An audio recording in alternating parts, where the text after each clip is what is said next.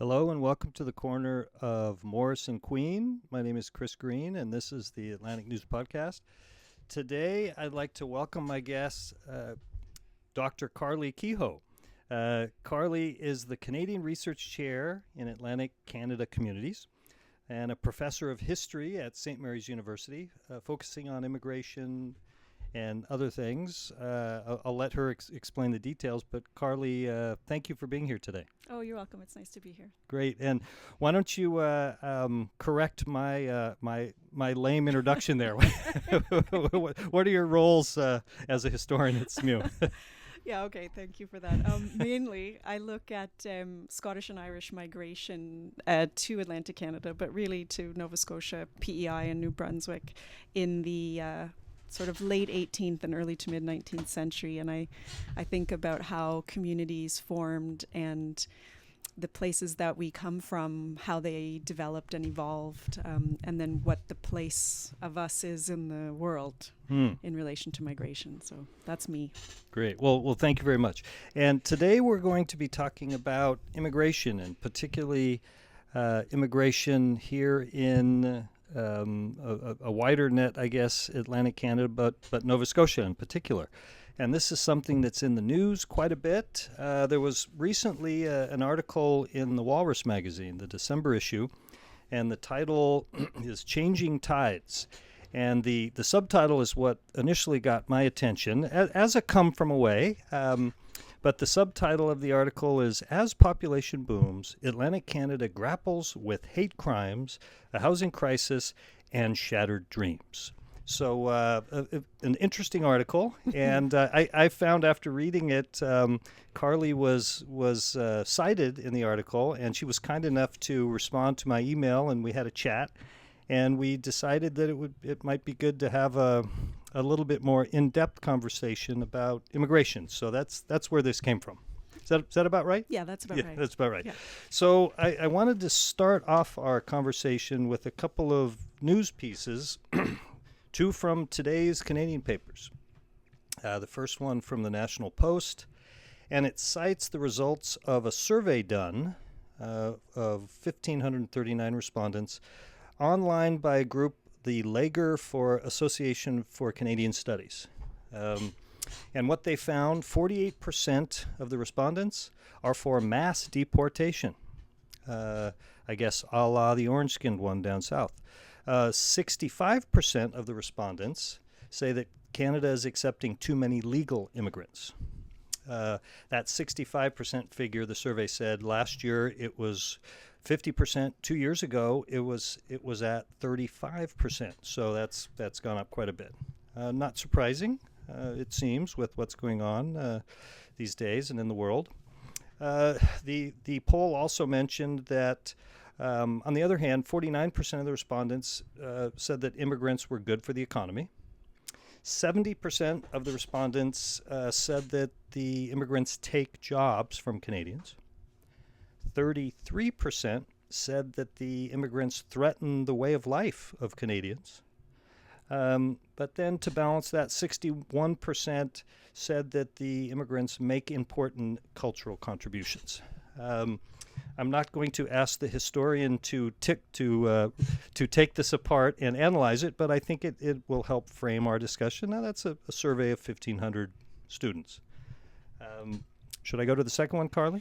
Yeah, the only thing I'll say is that whenever there are tensions in society and whenever there is concern about an economy, the newcomers or people who fall into a category of immigrant or migrant are the targets. They're easy targets. And you can see this happening all across, certainly the period I look at from the 18th century to the present. You can predict it.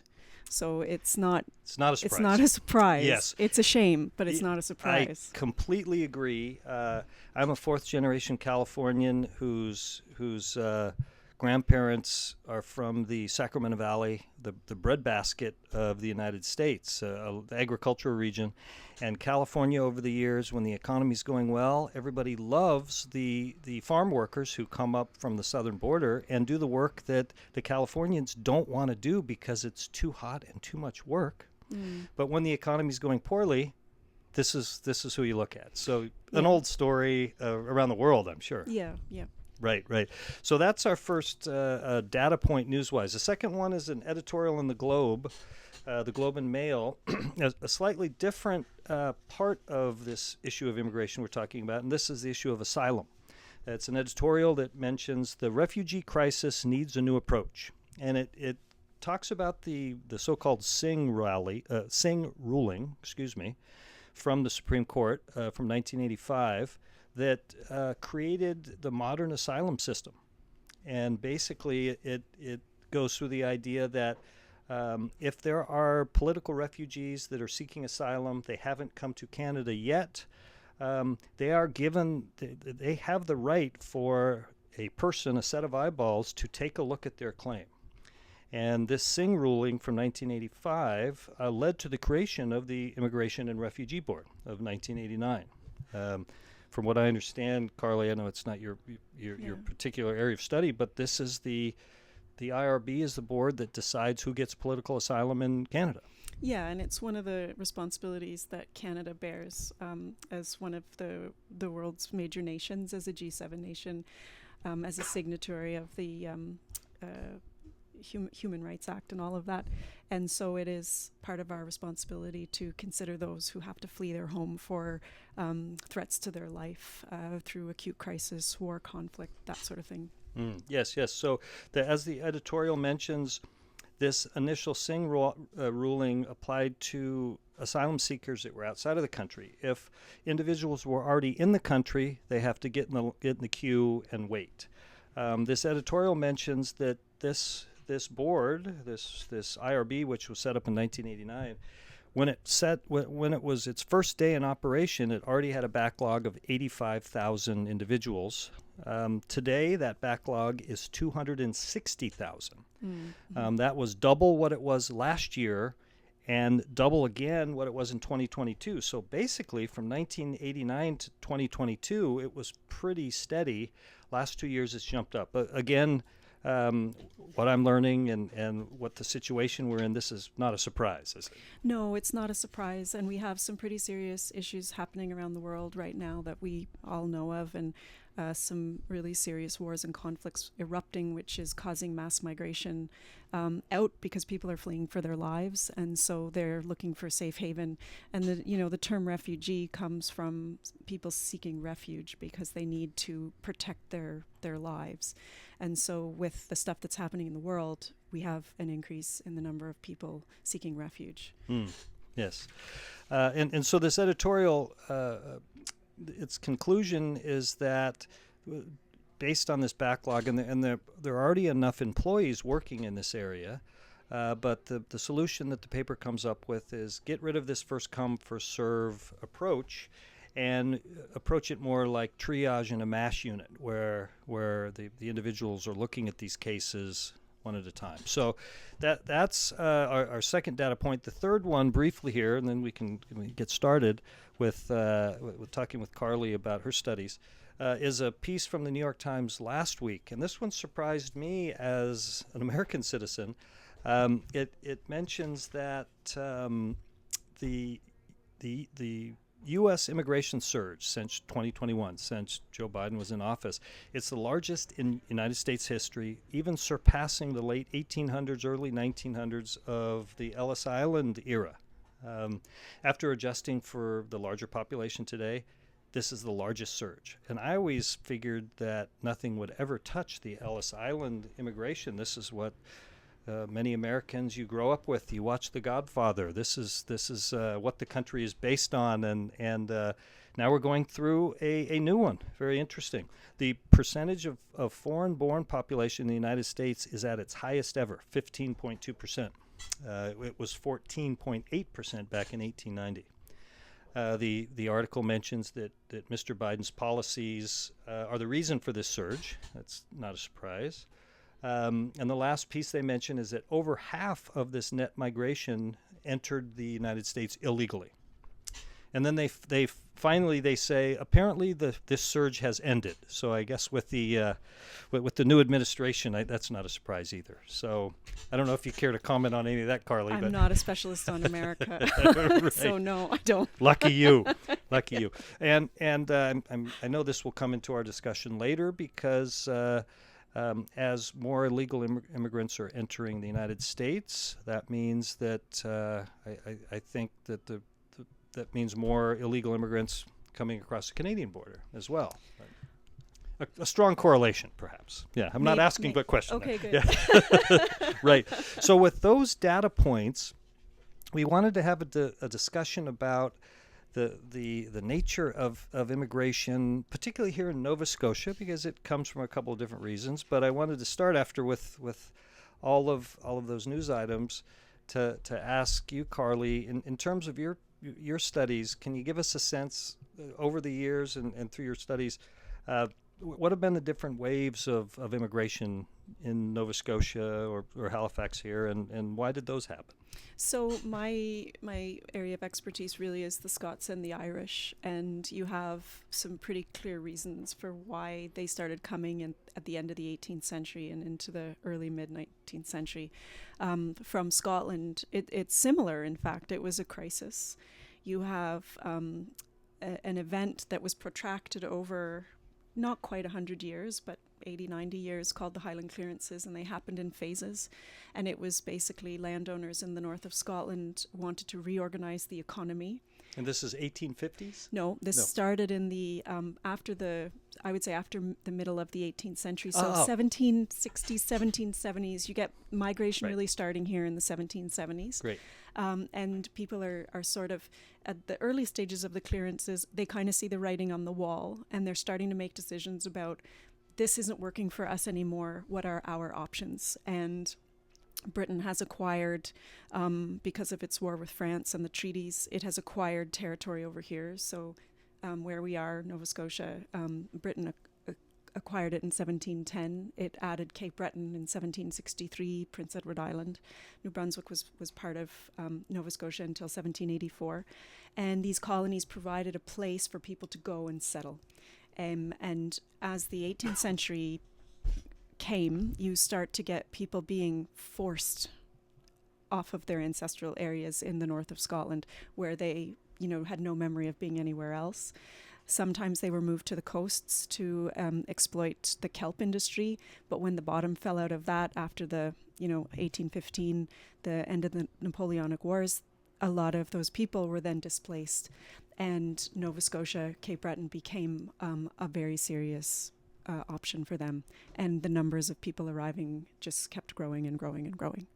So these are Scots. Are they mostly Catholics, or is it a mix religious-wise? It's a mix. Cape Breton ended up having a majority Catholic Highland migrant population. You also have Irish who are coming over as economic migrants. In New Brunswick, you have a lot of Irish who are arriving because of the famine in the 1840s.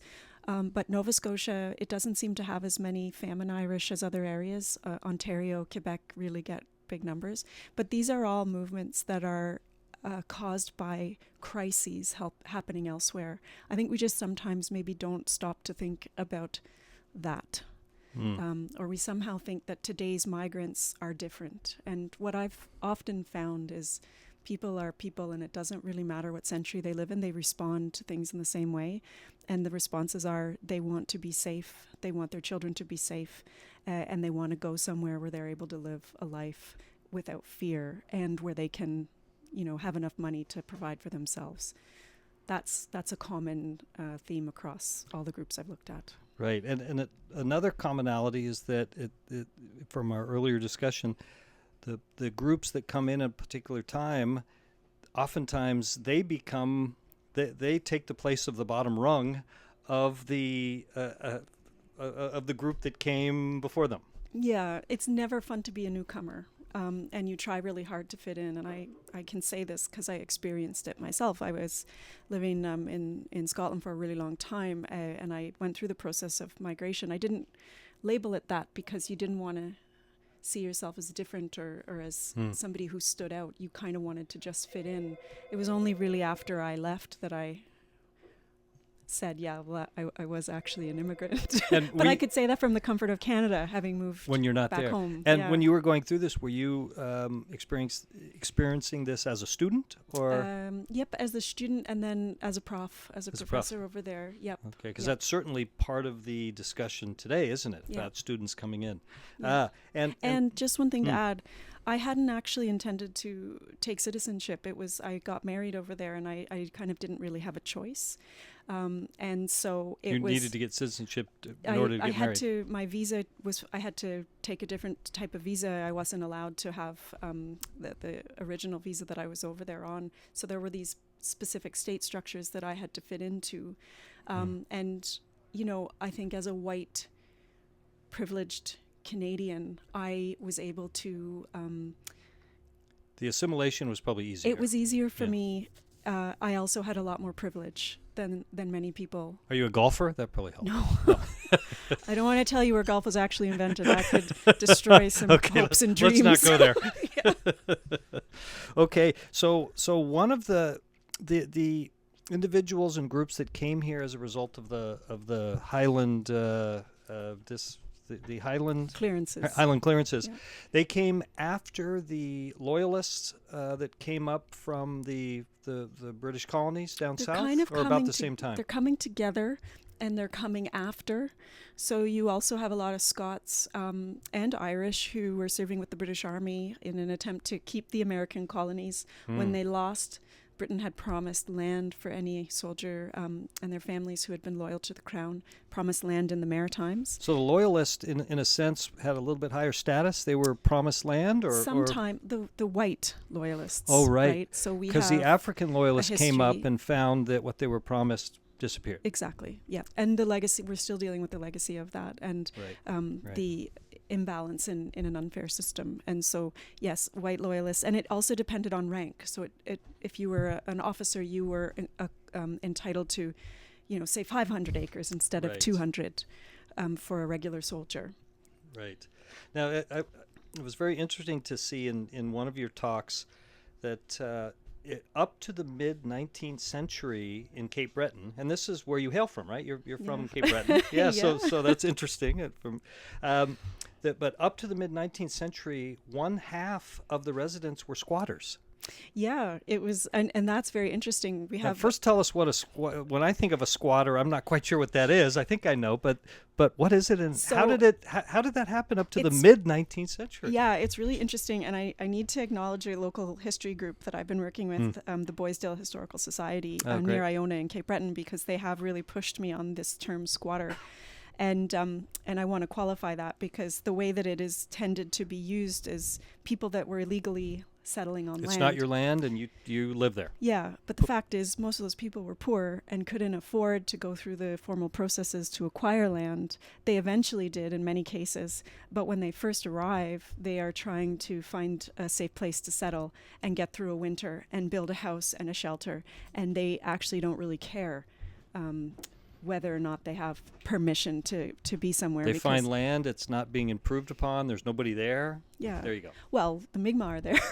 Right, of course, and right? that's the thread through all of this. It's the thread through all of it, and it's a challenge because there was mass displacement, and settlers, I would say, were not willing to be, they didn't want to share. And it could be quite aggressive sometimes. And so often the papers I look at, colonial office papers, talk about the settler encroachment, and they can hardly keep them under control. So how did this, so the mid-1800s, half of the residents in Cape Breton are squatters. Now this is still sparsely populated, I imagine. Yeah. How did this change? How did the groups go from being squatters to owning the land, or were they forced off? Did they? Some of the work that I've looked, or the material I've looked at, sort of shows that after the 1850s, there was a real effort by the Nova Scotia government to get people on the books, and so they went out and they started saying, "Look, we'll give you the land, just can we legalize it?" And so there were a lot of attempts to reach out to these people and just, say, we'll sort out your land grants. And in fact, a community that I was looking at, Rear Beaver Cove, which is on Cape Breton Island, not far from Boysdale, they I think it was the 1870s when they finally acquired grants to the land, the first ones. So they've been there for a while, since the 1830s, but they had not had grants to that land. And that was just the way it was. And I learned from your work and a little bit from reading the Gessner biography about over the years, I guess starting with when the British took over here and were really trying to push Halifax originally as an alternative to Louisbourg. Yep. And then it grew from there. But there's a trend of the British and people working here for them, really working in the area of promotion and to a modern day tourist board of, hey, come here, it's a great place. And then people get there and they say, hey, wait a minute, it's not what I thought it was. Very similar to this article we read about, where people would come here and say, hey, wait a minute, Atlantic Canada's not the same. So that's been happening a long time. Yeah, the one of the neat stories that I looked at, because I did a lot of work on the Royal Navy as well, and Halifax was a very, very important naval port. But the Admiral didn't like the weather, and so he actually wanted his main station to be moved to Bermuda because he thought it would be warmer. How did that work out for him? I think it did. He didn't really come back. So, yeah. Interesting. So when talking about now jumping forward to where we are today in this discussion of immigration and the pressures that a city like Halifax is under, my first couple questions I had. And you pointed me in the right direction to talk to people to get my head around this, is what's the history of politically where these laws changed, and then also what's going on with the economy. And it sure seems that everything I can see that while in the past Nova Scotia has struggled as a rural area, over the years as it's become a hub in Atlantic Canada and the Maritimes, the economy's doing pretty well here. It certainly felt like that. When I moved home in 2016, I found the province in a much healthier state than what it felt like when I was, going to Scotland for my PhD. And it felt like it was on the up. And I think a lot of that had to do with a really increased number in international students. So we had much more diverse communities. We had a diversifying economy where things were changing because the needs of the people in the area were changing. I thought that was quite nice. I thought it was valuable to have that. I had been nervous about, there was this report that had been done, the One Nova Scotia report, and it came out in 2014. I was abroad when did you return to? 2016. 2016, okay. And when I read it in 2014 in Scotland, I was very concerned about the future of the province. And the future of you coming here and being gainfully employed? I'm a Nova Scotian. Right? Oh, yes. Of course. I'm a Nova Scotian and I have deep, deep roots here. Yeah. And so part of it was we have a responsibility to our province to pull together and also to see a brighter future. And I think it has quite a bright future. So this... It sure seems like it. And it was interesting. I found a book written by a local journalist at the time. He's still a local journalist.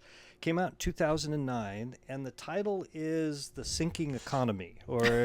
It's really interesting because I read it and thought, and the title of the book is to the effect of, if Nova Scotia doesn't change, it's really going to go bad. Now, this was written right after the 2008 debacle. So I was wondering, how did this change? And some of the individuals you pointed me to, some of the things I heard is that as time went on, Halifax, Nova Scotia, but Halifax in particular, really became a hub, not only for... And I learned the difference between the Maritimes and Atlantic Canada. Yeah, Newfoundland. Right. That's interesting but that over those years, Halifax really grew and became that center. And so here we have today an economy that is doing pretty well. It's growing very quickly. Now, with the prices going up and an increase in bodies through immigration, that causes challenges. The other piece that I got my head around was, under the current federal leadership, how have the rules changed? And for what I understand, there's a couple of points to look at. The first one is when Mr. Trudeau came in 2015. particularly there was the famous photo of the awful photo. I had forgotten about it and looked at it this morning. The one about the Syrian baby on the. I believe his name was Alan Kurdi, the boy. I mean, it gives you just the most awful thing. It was at Bodrum, which is one of the best beaches in Turkey, and so this photo came out in 2015 of a young Syrian boy dead on the beach with a Turkish policeman picking him up, and this is when Mr. Trudeau came into power. And from what I understand, one of the first moves that Mr. Trudeau, the younger, did was come and did a photo op with Syrian immigrants putting blankets around them.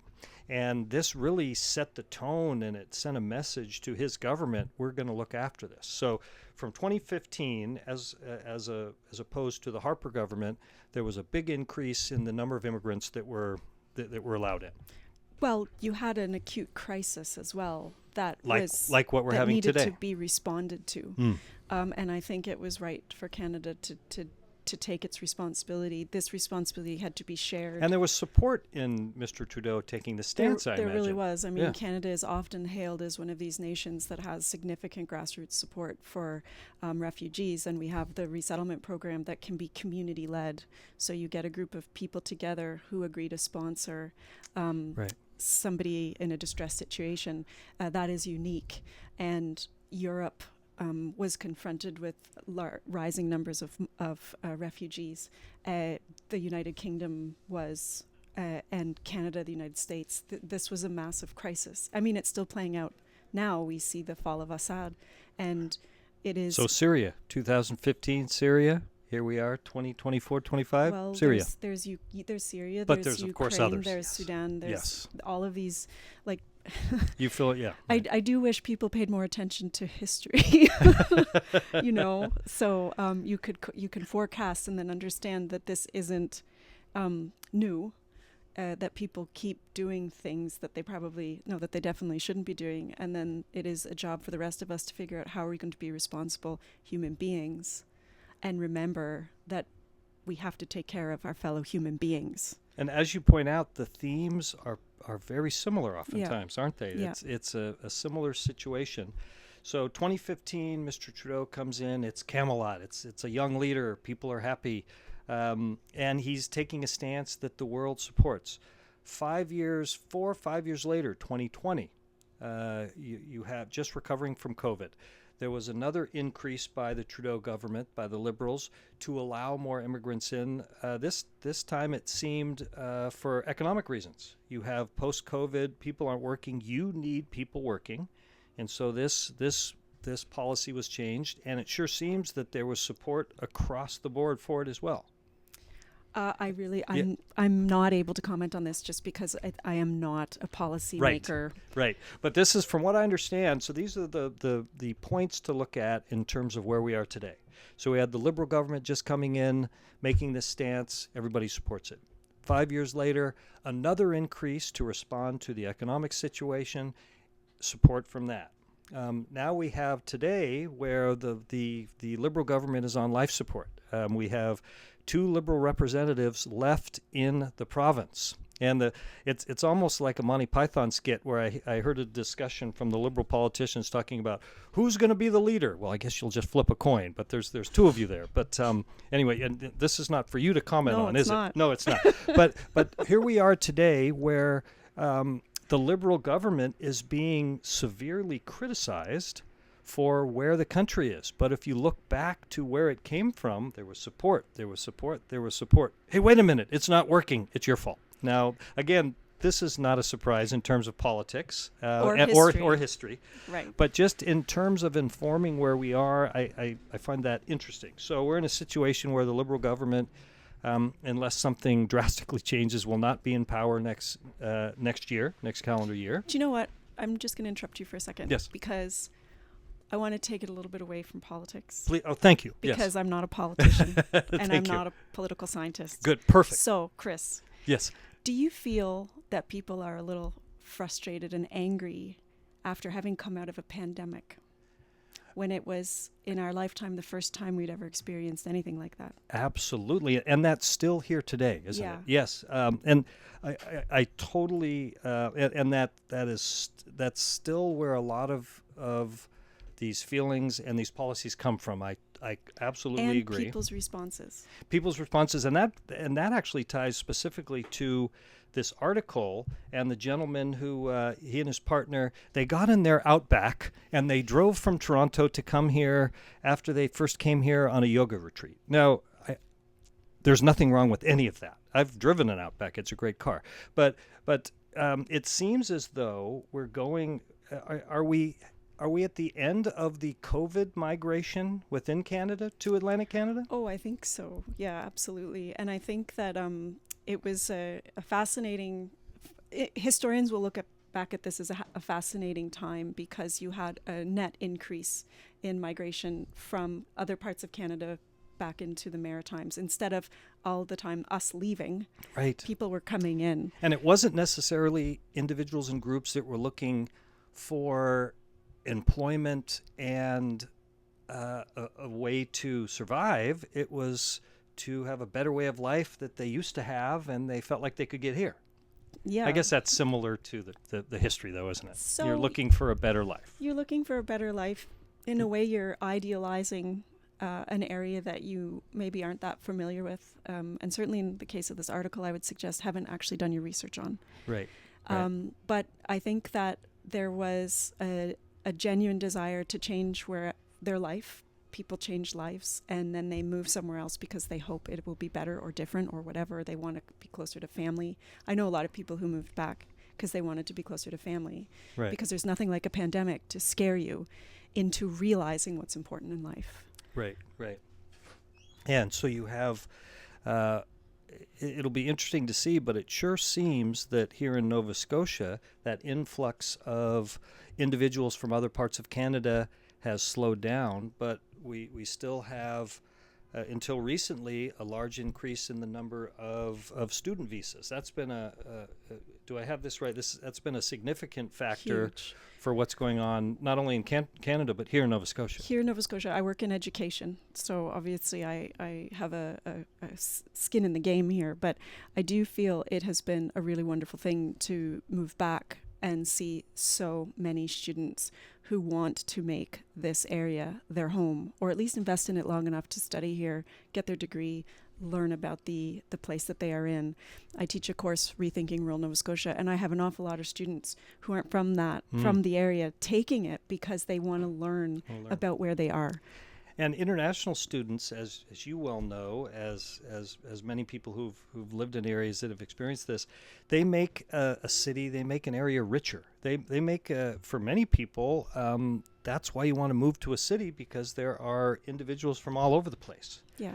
And that's what's happened here, and that's going to continue to happen here because this is a vibrant city.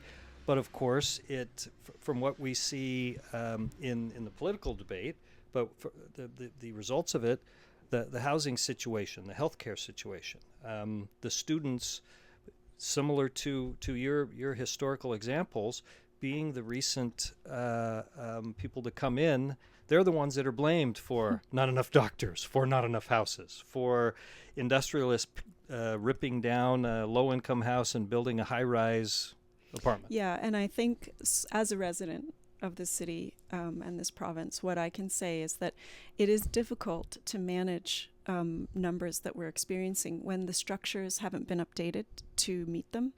And so we do have a problem with housing. It's as simple as that. And my students complain, rightly so, that their rent is astronomical, that they can't afford this or that. And that is something that we need to consider. We also need to consider how much is the cost of living for young families, for elderly people. So this isn't about immigrants. This is about the cost of living in a city. And are we aware of the genuine needs that a lot of our neighbors have? I come from a small community in Cape Breton, and you know how your neighbors are doing because you're able to see and pay attention and you talk. I think sometimes in a city, you don't have those the same kind of relationships. And I just think we need to maybe take a little bit more time to think about what do our neighbors need? What are the structures that are missing? I think Halifax is trying its best. I actually think it's doing a pretty good job. I agree. Under a lot of pressure to try to meet the needs of its residents. This is not an easy time for anybody. And so I do get concerned when the sort of old tropes come out about the immigrants. People ultimately want somebody to blame, and they are an easy target. I do wish, though, that there'd be a little bit more consideration of all of the complexities of where we are right now, not just in Nova Scotia or in Canada, but in the world. And as you've pointed out, as a historian, this is one of the oldest themes in history, isn't it? That when things go wrong, who do you blame? Oh, yeah, and don't ask a historian for a sunny side of things. We're pretty gloomy because we've seen human nature and what it can do. Well, what I think of almost every day when I talk to individuals that are from here and they say the city's not what it used to be, and the traffic is terrible and this and that, and these are all real data points, but these are results of success. People want to move here. This city is growing. And for somebody that was looking for a place that's vibrant, I love that part of it. I quite like Halifax. I'm partial to it. It's where I am. It's my home, and I was here as a student in the 1990s, and I have moved home back here. Right. So it's a good place to be. Absolutely. But not everybody has the same experiences. And I'm saying this as a white professor with a steady salary in a tenured job. Right. I can't say that I understand. Yeah. Your adversity is a little bit different than others. Same with me. Yeah, I mean, exactly. And that anybody can say that. Yes, and but I think I'm lucky enough to know I come from a community where salaries were not guaranteed, and there was a lot of struggle. So I know where I come from, and maybe that's why I'm not forgetting. Right. And a shout out to one of your relations. I understand that there's an interesting antique used bookstore up north that I'm going to have to check out. Miles from Nowhere Antiques. Miles from Nowhere Antiques. Yeah. So I'll see you there. You're in for a long conversation. I'm going to go check it out sometime. Well, Karly, thank you so much for this discussion, and thank you for keeping me away from the political angle, because that's in my background. That's my background in the United States. Now, one more question for you, and I didn't prep you on this before, but I think you can handle this one. I like to ask people that come, please recommend 3 books that you've read recently or that you've read that you want to pass on, and it can be about anything, but. We want to make sure that when a book changes our lives, and yes, I happen to sell books here, but when a book changes your life, tell people about it. For example, I just read the recent Richard Powers book, Playground. Amazing. Now, Richard Powers spent a lot of time in the Sierra Nevada mountains, and that's where I used to live. This particular book is about the underwater world. He brings in AI. What a great book. Also, now I'm reading the latest Neil Stephenson book, and it's the first. He's writing another trilogy. This one is about 1920s, 30s, the town in then the Soviet Union, which was they based on, it was a steel plant based on Gary, Indiana. I think it's called Magnet. It's a long word, but Neil Stephenson, amazing writer. And then my third is Rachel Kushner, Creation Lake. She writes like Don DeLillo. Some people don't like Don DeLillo, so you could run the other way. But amazing. She was at university in California the same time I was. She lived in San Francisco same time I was. So I see threads, but 3 amazing books that you all should read. Okay, so thank you for that long. Now I was trying to stall there a little bit. So one history book that I read and really changed my thinking about the development or the problems with the lack of development in the 18th, 19th century in Nova Scotia was Julian Gwyn's Excessive Expectations. And it was a moment when I was reading this book and thought about how so much of this economy in the 18th and early 19th century was constantly used to support Britain's war effort, the war in for empire. Surprise, surprise. And it stopped the development of a local economy and focused on the development of somewhere else, of an imperial economy that was run and controlled by Britain. And that it forced me to do a total rethink of what I thought I understood about here. Oh, thank you. And afterwards, I'll list these on the podcast side if you're interested in these. Okay, so yeah, that sounds great. There is that one. Another book that I quite liked was it's called Hard Travel to Sacred Places, and it's by Rudolph Wurlitzer, and he's one of these fascinating and wonderful and creative New Yorkers who came up to Cape Breton in the 1960s and loved it for what it was and made it part of his life and his home, along with Philip Glass and all of these others. But Rudy, that book, because it was just this moment in the life of him and his wife, Lynn Davis, when they were going through something pretty difficult, and he was just cataloging their movement through sacred sites around Asia and Southeast Asia. Oh, nice. So that was a pretty amazing one.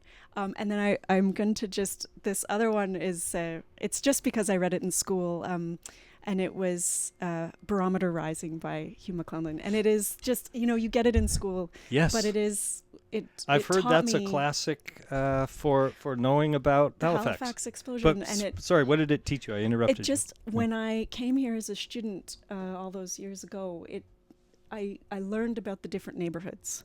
And so it gave me a very different picture of what Halifax was. And so that's just maybe a little historic favorite that helped me understand where I was coming to live. Nice. So, yeah. Okay, well, Karly Kehoe, thank you so much for this discussion, and happy holidays. You too. Thank you.